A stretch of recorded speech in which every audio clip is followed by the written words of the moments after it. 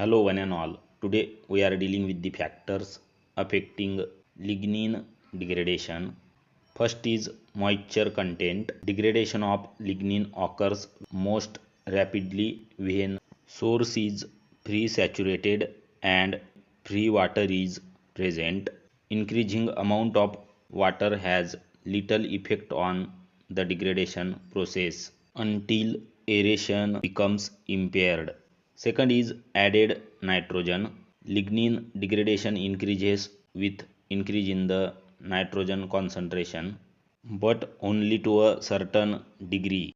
Besides, addition of high concentration of nitrogen tends to have a detritus effect on the overall carbohydrate degradation, including lignin degradation.